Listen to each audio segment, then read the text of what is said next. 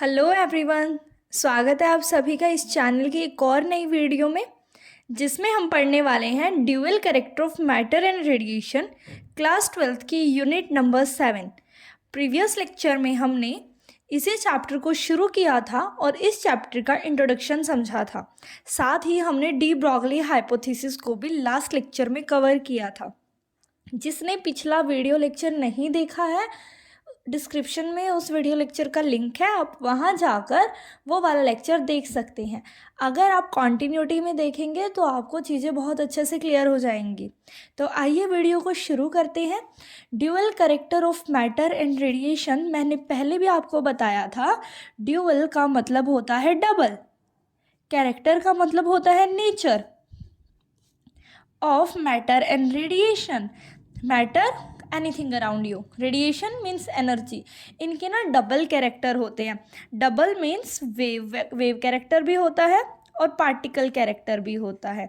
आप सभी की सभी घटनाओं को एक ही कैरेक्टर से एक्सप्लेन नहीं कर सकते। कुछ में आपको वेव कैरेक्टर मानना पड़ता है, कुछ में आपको पार्टिकल कैरेक्टर को लेना पड़ता है। तो हमने बात की थी मैटर पर। लास्ट लेक्चर में हमने बात की थी मैटर पर। जो मैटर है, मैटर एटम से बना हुआ है, तो इसका पार्टिकल नेचर हम बचपन से पढ़ते आ रहे हैं। बट इसका जो वेव कैरेक्टर है उसके बारे में डी ब्रॉगली ने बताया था, जो हमने लास्ट लेक्चर में कवर किया है। अब हम बात करेंगे रेडिएशन पर, मीन्स एनर्जी। तो जो एनर्जी है ना, इसका भी ड्यूअल ही कैरेक्टर है। एनर्जी का भी कैसा कैरेक्टर है? ड्यूअल, मतलब पार्टिकल प्लस वेव। इसका भी कौन सा कैरेक्टर है? Particle plus wave. इसका भी यही कैरेक्टर है। पर बच्चे इसका जो वेव कैरेक्टर है ना, उसको हम वेव ऑप्टिक्स में पढ़ते हैं। जब हम पोलराइजेशन, इंटरफेरेंस, इन फिनोमिनन्स को पढ़ते हैं, तब हम मानते हैं कि लाइट जो है वो वेव की तरह बिहेव करती है। तो वेव फ्रंट वगैरह हम वहाँ पर पढ़ते हैं। इस वाले चैप्टर में हम बात करने वाले हैं पार्टिकल नेचर की। एक्चुअली क्या था, हमारे हिस्ट्री में ना बहुत सारे एक्सपेरिमेंट्स हुए। उन बहुत सारे एक्सपेरिमेंट्स से ही हमें ये समझ आया कि रेडिएशन का मतलब आप लोगों ने समझना है एनर्जी, मतलब ईएम वेव, इलेक्ट्रोमैग्नेटिक वेव। ये समझना आपने रेडिएशन का मतलब।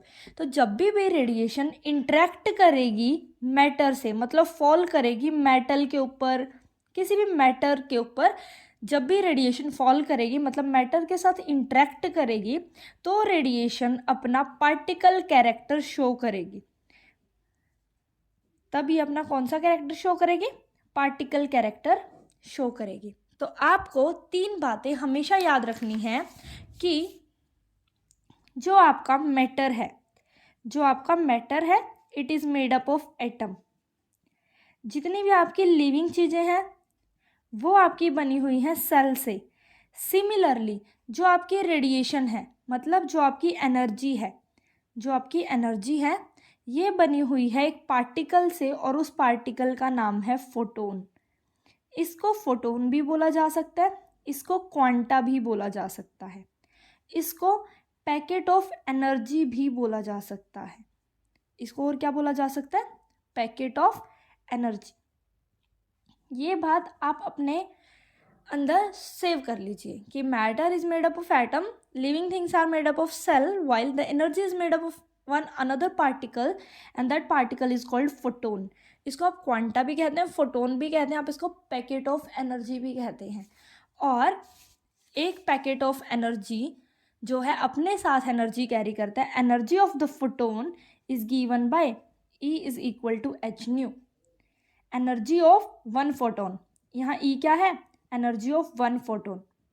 Energy of one photon is h nu. Energy of N photons, अगर आपके पास बहुत सारे फोटोन हैं तो energy of N photons is equal to E is equal to N h nu. Nu frequency होती है, आप इसको न्यू को C बाय लैम्डा भी लिख सकते हैं। तो ये हो जाएगी C by lambda, where C is speed of light and lambda is wavelength.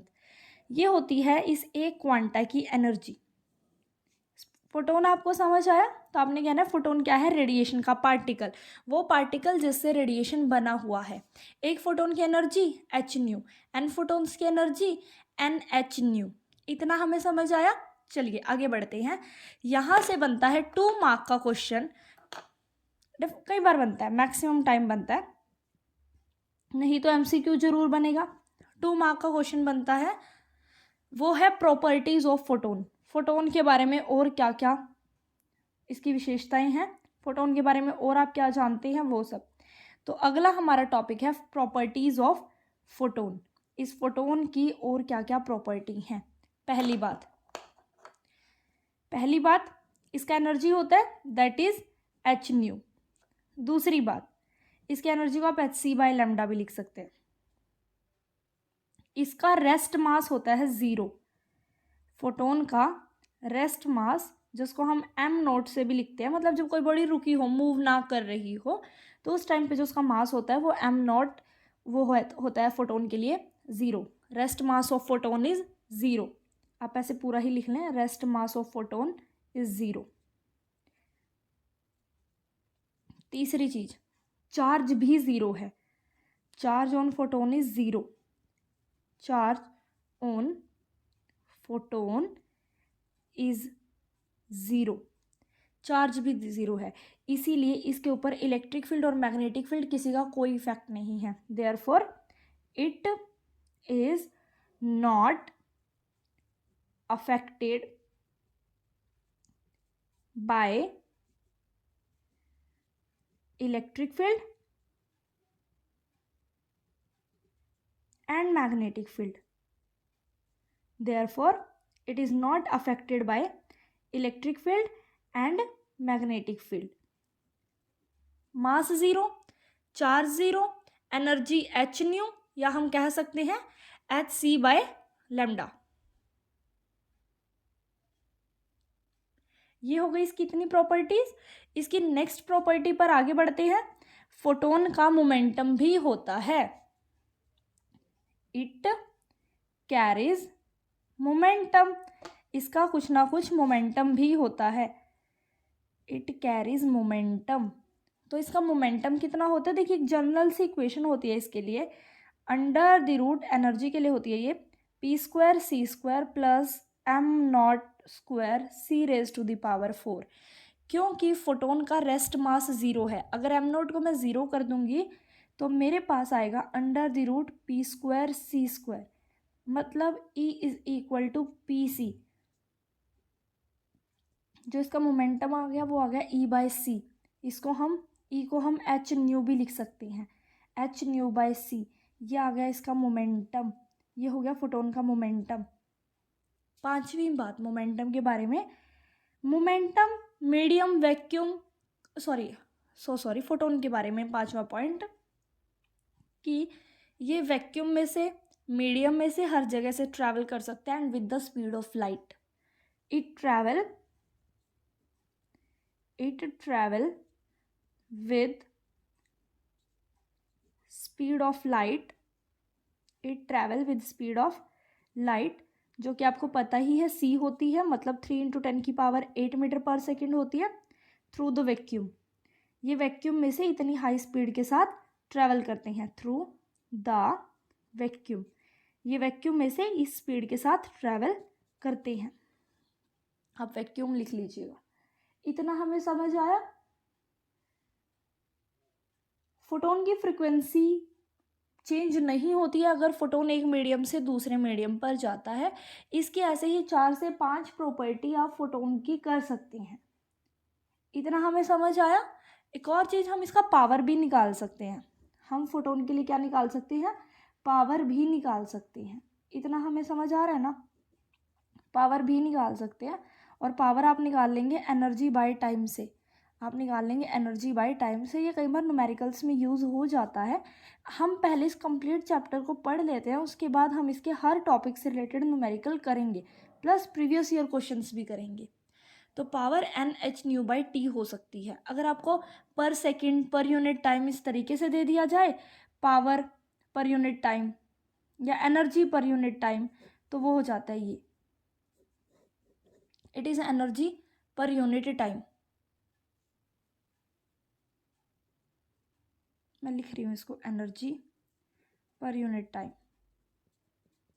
तो ये हो गई फोटोन की कुछ प्रॉपर्टीज़, और ये इंपॉर्टेंट है पढ़ना समझना, ये 2 मार्क्स का क्वेश्चन है।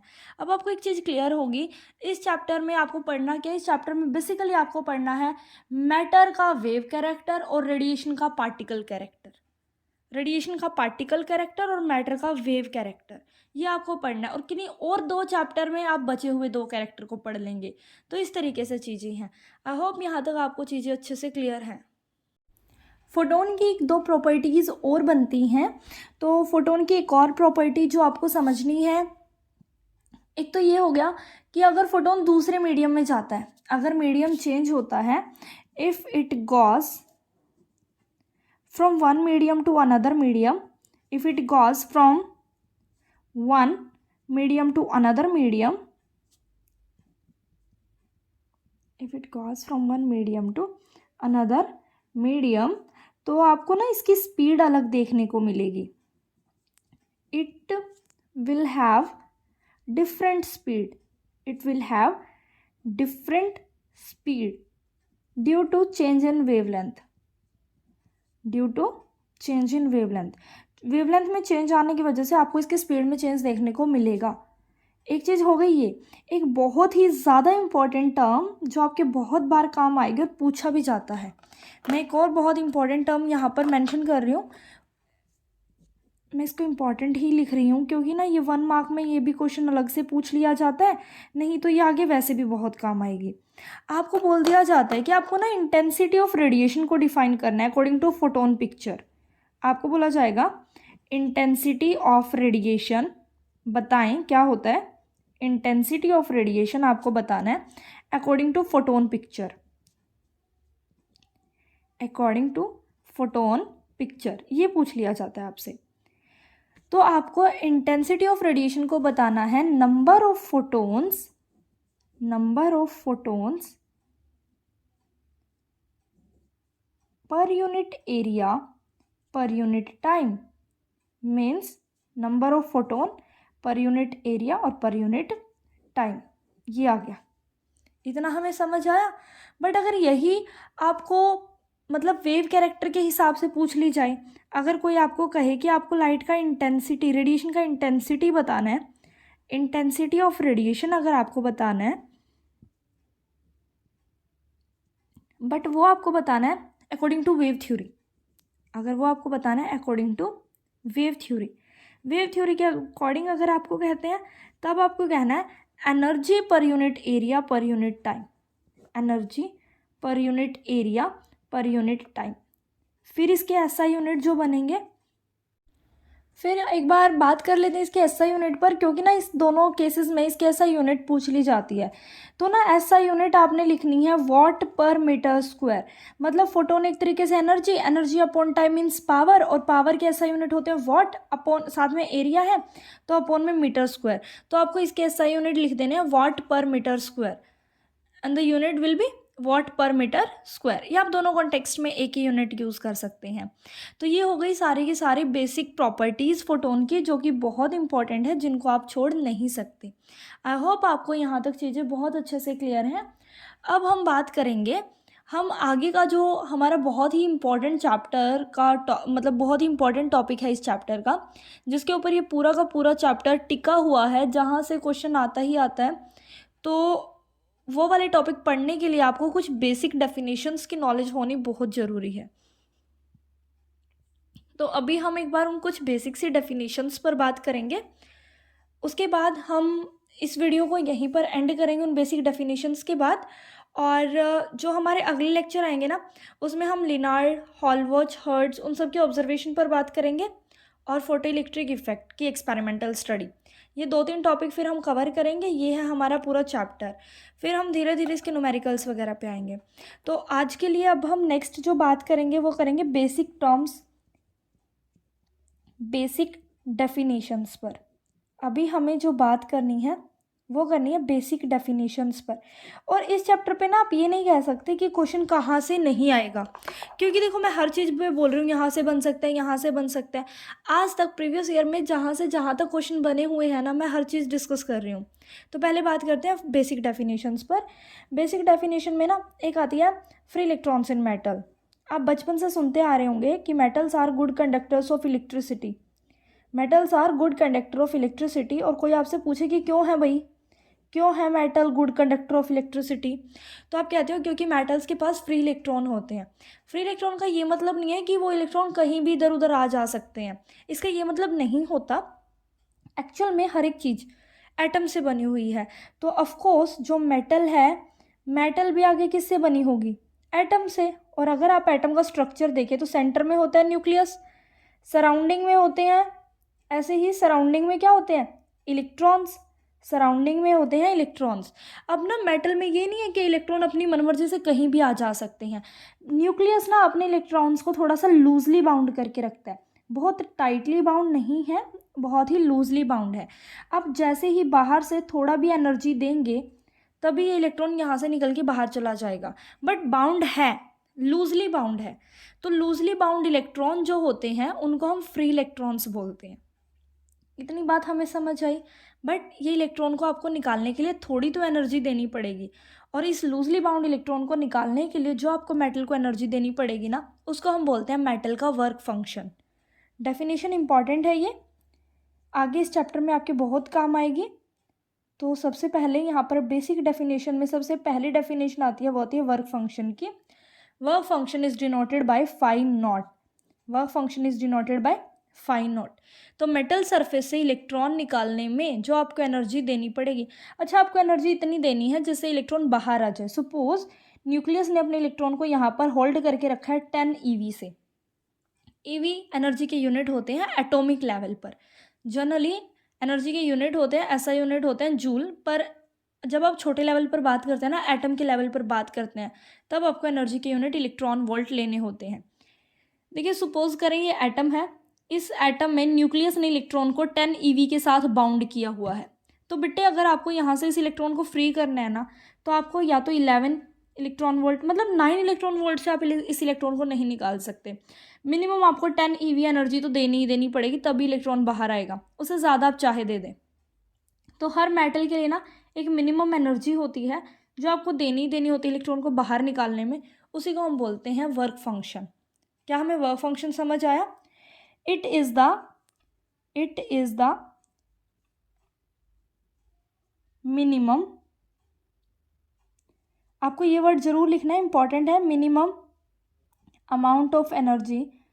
It is the minimum amount of energy required, minimum amount of energy required to remove electron from the metal surface, electron from the metal surface। Metal के सरफेस में से इलेक्ट्रॉन निकालने में जो मिनिमम अमाउंट ऑफ एनर्जी देनी पड़ती है, minimum energy, ध्यान से देखें वर्क फंक्शन क्या है, एक एनर्जी है, मिनिमम अमाउंट ऑफ एनर्जी जो चाहिए मेटल सरफेस में से इलेक्ट्रॉन निकालने में। वर्क फंक्शन को डिनोट करते हैं फाई नोट से, और एनर्जी है ना ये, और एनर्जी को हम क्या लिख रहे थे अभी फोटोन के लिए, एच न्यू ना, तो इसी को भी ऐसे ही लिखते हैं एच न्यू नॉट। क्या लिखेंगे? एच न्यू नॉट, अलग दिखाने के लिए भाई ये मिनिमम एनर्जी है। इस न्यू नॉट को बोलते हैं, वैसे न्यू फ्रीक्वेंसी होती है बट इस फ्रीक्वेंसी को बोलते हैं थ्रेशोल्ड फ्रीक्वेंसी, जो किसी भी मेटल के लिए एग्जिस्ट करती है, that is called threshold frequency, threshold frequency.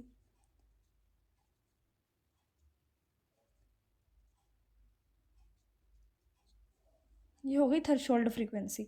इतना हमें समझ आया कि वर्क, तो अब हमने पढ़ लिया ना थ्रेशोल्ड फ्रीक्वेंसी, भाई फाई नॉट मेटल के लिए, हर मेटल के लिए होता है ये, हर मेटल के लिए एक minimum amount of energy required होता है इलेक्ट्रॉन निकालने में, या फिर आप कह सकते हो मिनिमम फ्रीक्वेंसी रिक्वायर्ड होता है इलेक्ट्रॉन निकालने में, that is called threshold frequency and this phi not is called work function. अब बात करते हैं इसके यूनिट्स पर। मैं इसको ऐसा यूनिट नहीं कहूँगी, एनर्जी के ऐसा यूनिट जूल ही होते हैं, यूनिट होते हैं जो हम यूज़ करने वाले हैं वो इलेक्ट्रॉन वोल्ट है, और एक इलेक्ट्रॉन वोल्ट में 1.6 इंटू 10 की पावर -19 जूल होते हैं। ये आप कन्वर्ट करेंगे जब भी आपको न्यूमेरिकल को सॉल्व करना होगा। इतना हमें समझ आया। उसके बाद अब हमें किस पर बात करनी है, हमारी एसआई यूनिट हो गई, वर्क फंक्शन पे बात हो गई। हाँ जी, तो अब जैसे ना सीजियम मेटल है, फॉर एग्जांपल के लिए मैं बता रही हूँ, जैसे सीजियम मेटल के लिए 2.15 इलेक्ट्रॉन वोल्ट एनर्जी की रिक्वायरमेंट होती है इलेक्ट्रॉन निकालने में। प्लेटिनम है, प्लेटिनम के लिए होती है 5.65 इलेक्ट्रॉन वोल्ट एनर्जी की रिक्वायरमेंट। बाकी भी सभी मेटल्स के लिए एक वर्क फंक्शन एग्जिस्ट करता है। यहाँ पर बहुत इंपॉर्टेंट बात जो प्रीवियस ईयर में पूछी भी गई है वही मैं बता देती हूँ। एनसीईआरटी की लाइन है ये प्रॉपर एक, जितनी भी अपनी ना एल्कली मेटल्स हैं, जितनी भी अपनी एल्कली मेटल्स हैं, अब एल्कली मेटल्स कौन कौन सी हैं, lithium, sodium, potassium, rubidium, caesium, francium, ये सब जितनी भी एल्कली मेटल्स हैं, एल्कली मेटल का वर्क फंक्शन लो होता है। और अगर आप इन पर विजिबल रेडिएशन, मतलब सिर्फ सनलाइट को भी फॉल कराएंगे ना, विजिबल लाइट को अगर आप इनके ऊपर फॉल कराते हो तो ये इलेक्ट्रॉन दे देती हैं आसानी से, फोटो सेंसिटिव होती हैं ये विजिबल लाइट के लिए, मतलब ये इलेक्ट्रॉन क्या कर देती है, रिमूव हो जाता है।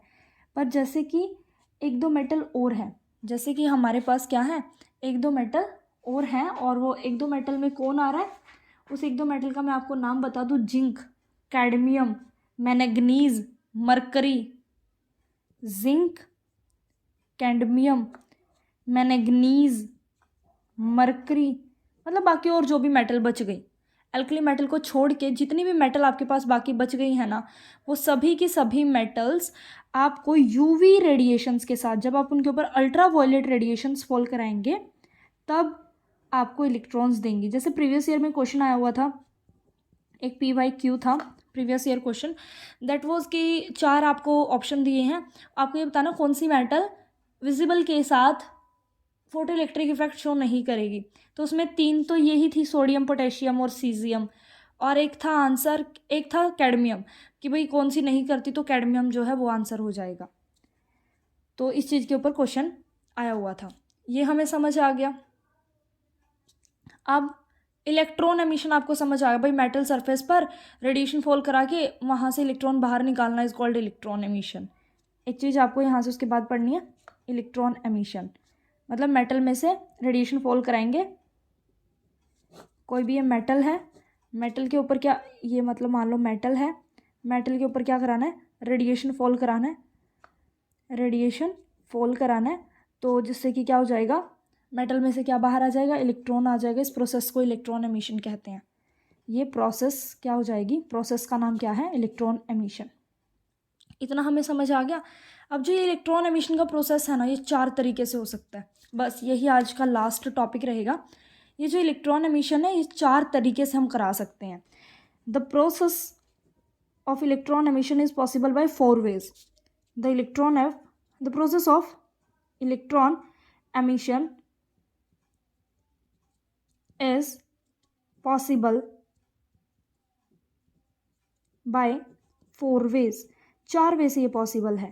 4 वे हम फटाफट से पढ़ लेंगे। सबसे पहला है थर्मियोनिक एमिशन, सबसे पहला है थर्मियोनिक एमिशन। दूसरा हमारे पास है हमारे पास फील्ड एमिशन, दूसरा है हमारे पास फील्ड एमिशन।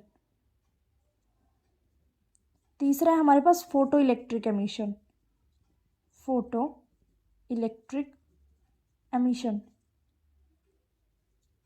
और चौथा है हमारे पास लास्ट वन, ये है सेकेंडरी एमिशन। एक बार बस 1 बाय 1 इन सबको डिस्कस कर लें और फिर बस आज का वीडियो यहाँ पर हम ओवर करते हैं। नेक्स्ट है सेकेंडरी एमिशन। ये है 4 एमिशन प्रोसेसेस जो हमें करानी है, तो हम 1 बाय 1 चारों को एक बार पढ़ लेते हैं। तो हमारे पास सबसे पहला है thermionic emission. Thermionic, thermal, thermo word is related to heat, मतलब टेम्परेचर। जब आप क्या करेंगे, अपने मेटल सरफेस को, किसी भी मेटल को, when metal is heated suitably, when metal is, suitably word बार बार कह रही हूँ क्योंकि मतलब वर्क फंक्शन एग्जिस्ट करता है ना उसके लिए कि भाई इतनी एनर्जी तो देनी ही देनी है। When metal is heated suitably then the process of electron emission, then the process of electron emission from metal surface, then the process of electron emission from metal surface, from the process of electron emission from metal surface is called thermionic emission. तो इसको हम क्या बोलेंगे? Thermionic emission. तो metal के surface में से अगर इलेक्ट्रॉन बाहर आ रहे हैं तो ये हो जाएगा थर्मियोनिक एमिशन. आपको मेटल को सूटेबली हीट करना है, उससे इलेक्ट्रॉन बाहर आ सकता है, तो ये हो जाता है आपके पास थर्मियोनिक एमिशन. थर्मियोनिक एमिशन के बाद जो हम सेकेंडरी एमिशन पे आते हैं वो है फील्ड एमिशन. वो कौन सा एमिशन है? Field emission. फील्ड से ही नाम पता लग रहा है, इलेक्ट्रिक फील्ड आप अप्लाई करेंगे. देखिए, मान लीजिए आपने क्या किया, यहाँ पर दो मेटल के प्लेट लगा दिए, एक पर पॉजिटिव चार्ज मेटल के प्लेट पर, एक पर नेगेटिव. कैसे आया? क्योंकि आपने यहाँ पर बैटरी के साथ जोड़ा हुआ था. आपने बैटरी के साथ जोड़ के किसी भी ट्यूब, कोई भी वैक्यूएटेड आप ट्यूब ले सकते हो, किसी ट्यूब के अंदर ये हो गया, ये लो, ये आपने किया, ये आपने पॉजिटिव नेगेटिव प्लेट्स लगा दी. अब आप यहाँ पर क्या करेंगे? आप अपनी मेटल सरफेस को रखेंगे. मेटल सरफेस को रखेंगे, सपोज मैं यहाँ पर रख रही हूँ एक एटम को. जैसे आप यहाँ पर एक एटम को रखते हैं और यहाँ पर स्ट्रॉन्ग फील्ड है, स्ट्रॉन्ग फील्ड भी किस ऑर्डर का होना चाहिए? 10⁻³ to 10⁸ वोल्ट पर मीटर. इस ऑर्डर का अगर आप सूटेबली इलेक्ट्रिक फील्ड अप्लाई कर रहे हैं यहाँ पर, इस ऑर्डर का फील्ड अगर आप यहाँ पर दे रहे हो, ये इलेक्ट्रिक फील्ड है जो कि हमने बैटरी की मदद से दी है, तो क्या होगा कि यहाँ पर जो इलेक्ट्रॉन है ना, जिसको न्यूक्लियस ने बाउंड करके रखा है, तो ये ना पॉजिटिव एंड इस इलेक्ट्रॉन को अपनी तरफ खींचेगा. इसकी ताकत बहुत ज़्यादा है. ये हम कह सकते हैं कि ये नेगेटिव यहाँ से क्या करेगा? ये नेगेटिव यहाँ से रिपेल करेगा, ये पॉजिटिव यहाँ पर क्या करेगा? उसको अट्रैक्ट करेगा, जिससे कि हमारा इलेक्ट्रॉन क्या हो जाएगा? बाहर आ जाएगा. एक और चीज़ हो सकती है, देखिए, इलेक्ट्रिक फील्ड में फोर्स लगेगी. फोर्स होती है QE. क्यू इलेक्ट्रॉन के ऊपर चार्ज है, E इलेक्ट्रिक फील्ड है, तो ज़्यादा फोर्स लगेगी, वही अट्रैक्शन रिपल्शन होगी, जिससे इलेक्ट्रॉन बाहर आ जाएगा. फोटोन पर चार्ज ज़ीरो होता है, फोटोन पर चार्ज ज़ीरो होता है, तो इलेक्ट्रिक फील्ड की वजह से फोटोन पर फोर्स ज़ीरो लगती है. तब मैं यही बात कह रही थी प्रॉपर्टीज़ में. फील्ड एमिशन समझ आया कि जब आप मेटल के ऊपर स्ट्रॉन्ग फील्ड अप्लाई करते हो तो इलेक्ट्रॉन एमिशन की प्रोसेस को फील्ड एमिशन कहते हैं. When metal is subjected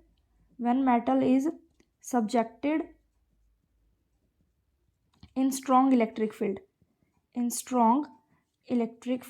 then the process of electron emission is called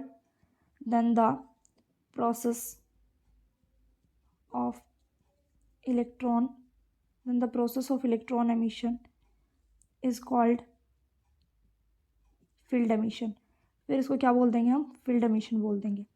क्या इतना हमें समझ आया? अब हम तीसरे टाइप के एमिशन पर बात करते हैं, that is photo electric emission. अब हम तीसरे टाइप के एमिशन पर बात करेंगे. तीसरे टाइप का एमिशन है फोटो इलेक्ट्रिक एमिशन. बेटा तीसरे टाइप का हो जाएगा फोटो इलेक्ट्रिक एमिशन. तो photo word is related to light. अगला है photo is related to light. वही शूटेबल मेटल सरफेस है, ये इलेक्ट्रॉन है, इस इलेक्ट्रॉन के ऊपर जब आप क्या करेंगे? शूटेबल फ्रिक्वेंसी की लाइट डालेंगे. शूटेबल फ्रिक्वेंसी की लाइट डालेंगे. अब लाइट के पास क्या होते हैं? लाइट के पास होते हैं फोटोन्स, और ये फोटोन, और यहाँ पर ये इलेक्ट्रॉन. फोटोन और इलेक्ट्रॉन के बीच होगा इलास्टिक कॉलिजन, जिससे इलेक्ट्रॉन आ जाएगा बाहर. इसको बोलते हैं photo electric emission. It is the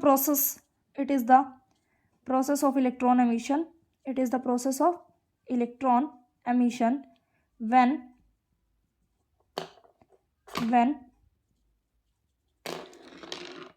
light of suitable frequency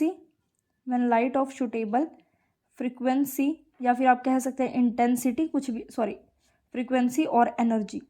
चाहे आप सुटेबल फ्रीक्वेंसी कह दो, चाहे आप सुटेबल एनर्जी कह दो, क्योंकि एनर्जी h होती है, मतलब एनर्जी प्रोपोर्शनल होती है फ्रीक्वेंसी के.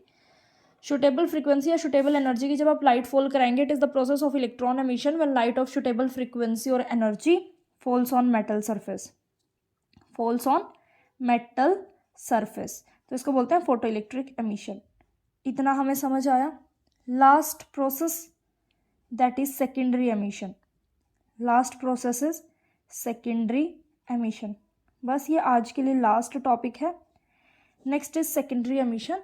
सेकेंडरी एमिशन में क्या होता है कि आपके पास कोई भी वही मेटल सरफेस है तो मेटल सरफेस में ये एटम है. यहाँ पर ना एक बहुत फास्ट मूविंग इलेक्ट्रॉन आएगा. यहाँ पर क्या आएगा, एक फास्ट मूविंग इलेक्ट्रॉन आएगा, यहाँ पर आ रहा है फास्ट मूविंग इलेक्ट्रॉन, ये है, इसको प्राइमरी इलेक्ट्रॉन बोलते हैं।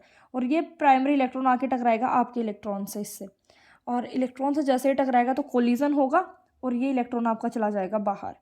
ये इलेक्ट्रॉन यहीं पर कहीं गिर जाते हैं, कोई दूसरे एटम इनको एब्जॉर्ब कर लेते हैं, ये इलेक्ट्रॉन स्लो डाउन हो जाता है और ये निकल जाते हैं।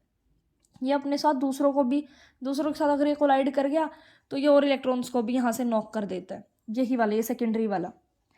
तो सेकेंडरी एमिशन बहुत डिटेल में अभी नहीं जाना है, बस सिंपल सा इतना याद रखो, प्रोसेस ऑफ इलेक्ट्रॉन एमिशन क्या है, process of electron emission when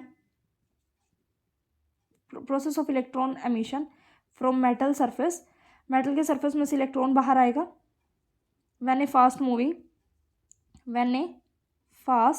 moving electron strike to metal